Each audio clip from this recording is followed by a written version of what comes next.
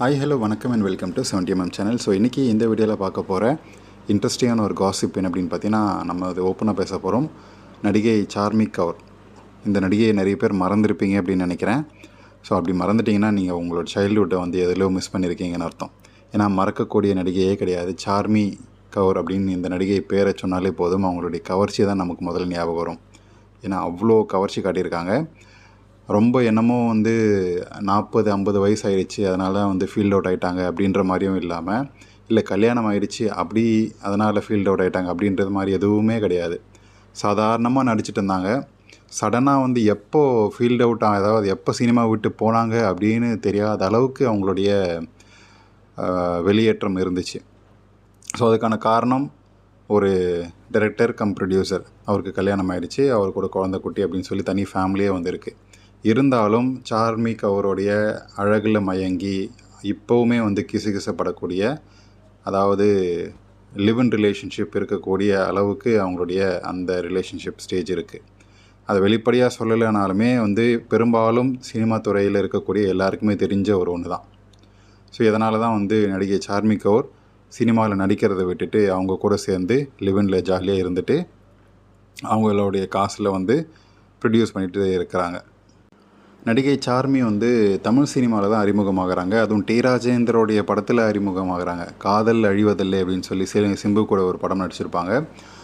So அந்த படத்தில் தான் வந்து சினிமாவுக்கு இன்ட்ரடியூஸே ஆகிறாங்க. அப்போ வந்து வெறும் 16 வயசு தான் அவங்களுக்கு நினைக்கிறேன். ஸோ அந்த மாதிரி ரொம்ப சின்ன வயசுலேயே வந்து சினிமாவுக்குள்ளே வந்து அதுக்கப்புறம் அவங்க அடுத்து தமிழில் நடித்த படங்கள் எல்லாமே வந்து ஹோம்லியாக இருக்கும். அதுக்கு நடித்த படங்கள் எல்லாமே வந்து வெறித்தனமான கவர்ச்சி இருக்கும். எந்த அளவுக்கு கவர்ச்சின்னா, அப்படியே வந்து சாரீ கட்டியிருப்பாங்க. சாரீ அப்படியே கொஞ்சம் அவங்களா இறக்கி அந்த சாரீ பல்லு அப்படி தூக்கி போட்டு அப்படியே குனிஞ்சி காட்டுவாங்க. அந்த மாதிரி வந்து ஒரு ஓப்பனாக கவர்ச்சி நடிகை, என்னால் எல்லாமே வந்து காட்ட முடியும், எந்த அளவுக்கு வேணால் கவர்ச்சி காட்ட முடியும் அப்படின்னு சொல்லி ரொம்ப ஓப்பன் ஸ்டேட்மெண்ட்டாக வந்து கொடுக்கக்கூடிய அளவுக்கு ஒரு நடிகை.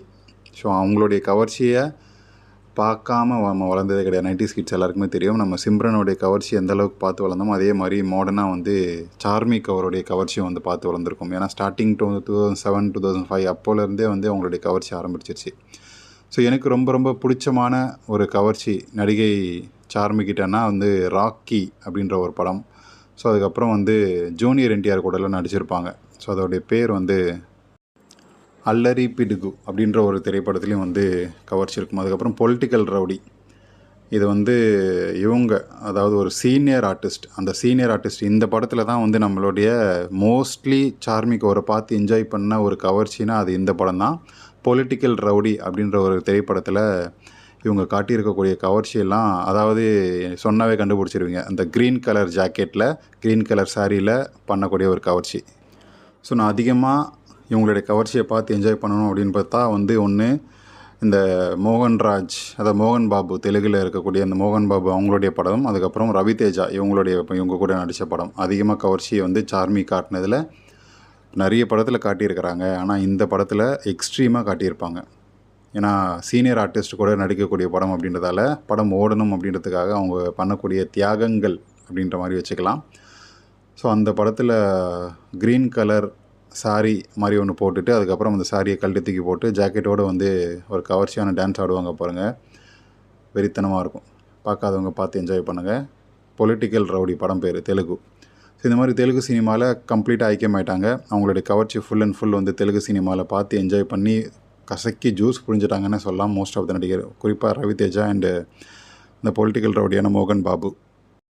ஸோ இப்படி போயிட்டு இருந்த நிலையில தான் வந்து டைரக்டர் பூரி ஜெகநாத் கூட அவங்களுக்கு நெருக்கம் ஏற்படுது. ஸோ அந்த நெருக்கம் எந்த அளவுக்கு போயிடுச்சுன்னா லிவ்-இன்ல இருக்கக்கூடிய அளவுக்கு போயிடுச்சு. அதை வந்து பொதுவெளியில் ஓப்பனாக யாருமே வந்து ஒத்துக்கலை. பட் எல்லாருக்குமே தெரிஞ்ச ஒரு விஷயம்தான். ஸோ 30-33 வயசு இருக்கும்போதே வந்து சினிமாவிலேருந்து அப்படியே காணாமல் போயிடுறாங்க, சைலண்ட் ஆகிடுறாங்க.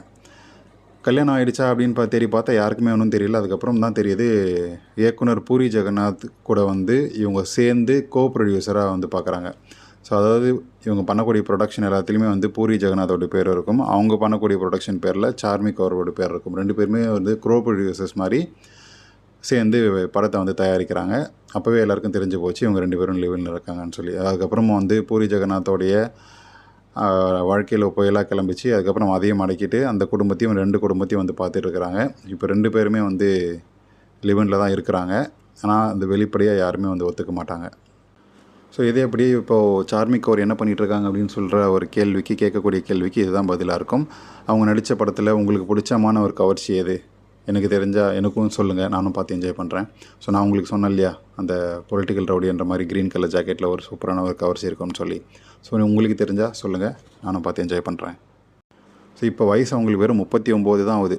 இதிலே வந்து ஃபீல் அவுட் ஆகிட்டாங்க. ஸோ நல்ல ஒரு கவர்ச்சி ஆர்டிஸ்ட்டை வந்து மிஸ் பண்ணிட்டோம் அப்படின்ற மாதிரி தான் இருக்குது. ஸோ நீங்கள் என்ன நினைக்கிறீங்க? கமெண்ட் செக்ஷனில் சொல்லுங்கள்.